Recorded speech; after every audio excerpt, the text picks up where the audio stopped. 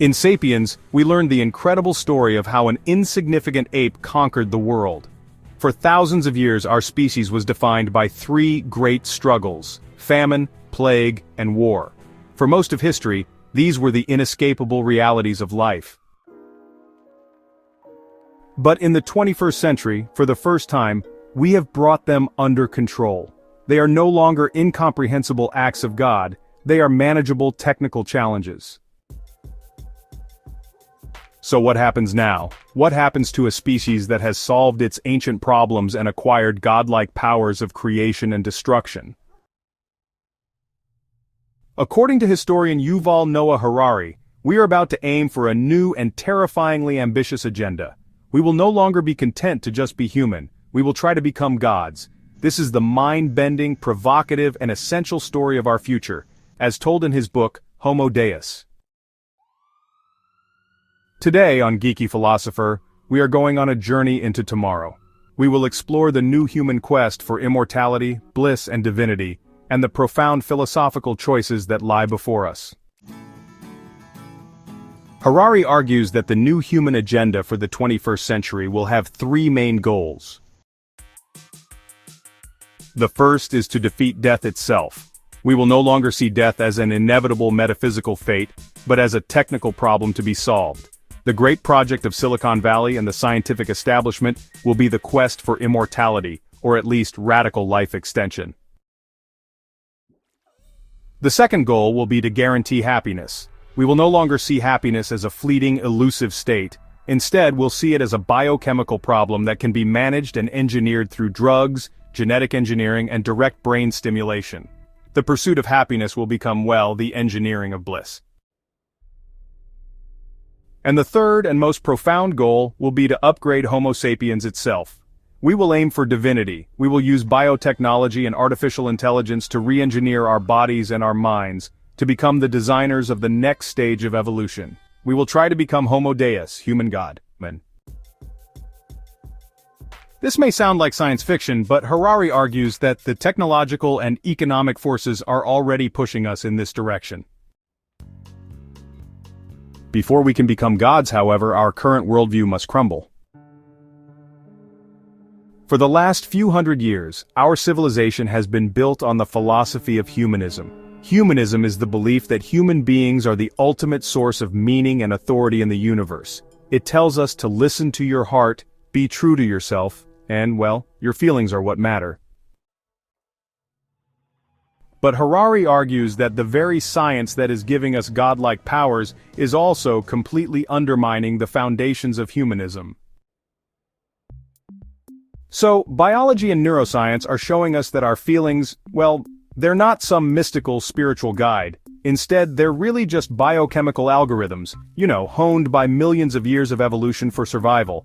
And the human will isn't actually free. It's the product of a complex chain of genetic predispositions and environmental triggers.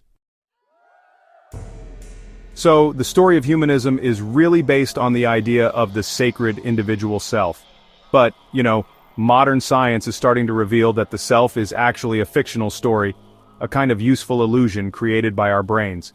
If humans are, well, just a collection of algorithms, and if we can create non-conscious algorithms that can perform those same functions even better than we can, what does that mean for the value of humans? Segment 3. The Rise of Dataism, the New Religion. As the old religion of humanism begins to crack, Harari argues that a new, powerful religion is rising to take its place. This religion is Dataism. Dataism is basically a new worldview that sees the entire universe not as a drama of gods or humans, but as a flow of data. Organisms aren't sacred souls, they're algorithms for processing data. And the ultimate value, or the god of this new religion, is the flow of information itself. The supreme commandment of Dataism is to maximize data flow. That means connecting everything and everyone to the great network, and, well, processing as much information as possible. In this worldview, your human experiences, your thoughts, your feelings, your desires, are only valuable insofar as they can be converted into data and shared with the system. Your morning run is not for your health, it is to generate data for your fitness app. Your conversations are not for connection, they are to generate data for your social media feed.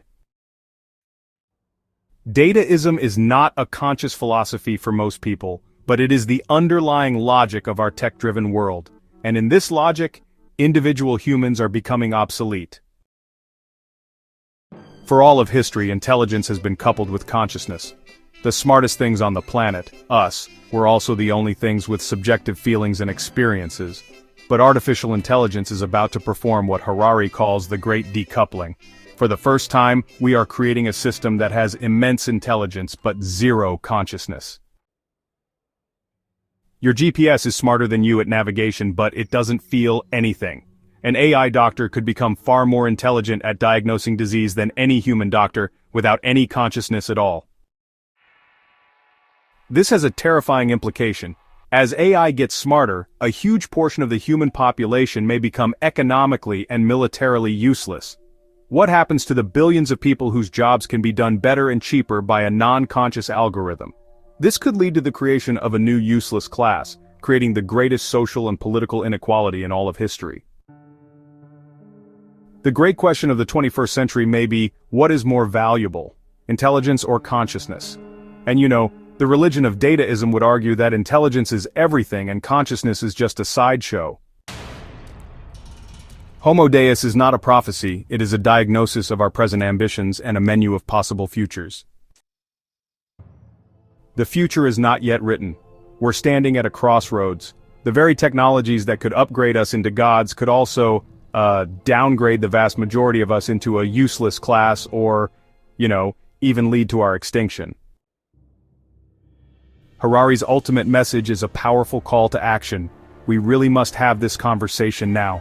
It's up to us to use our own human consciousness to grapple with these questions before the non-conscious algorithms start making the decisions for us. So, we really need to ask the difficult philosophical questions. What kind of future do we actually want to create? Do we want to pursue immortality and bliss at any cost? Is a world run by a benevolent superintelligence a world we want to live in? And what is the true value of human consciousness? The future of humanity may honestly depend on our ability to have this conversation with wisdom, foresight, and a deep understanding of our own history and, our own hearts.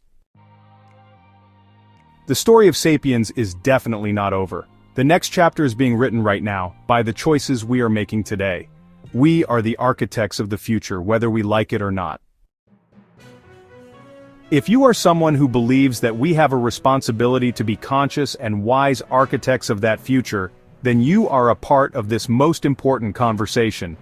Consider subscribing to Geeky Philosopher, where we are dedicated to grappling with the biggest questions of our time. Thank you for being here.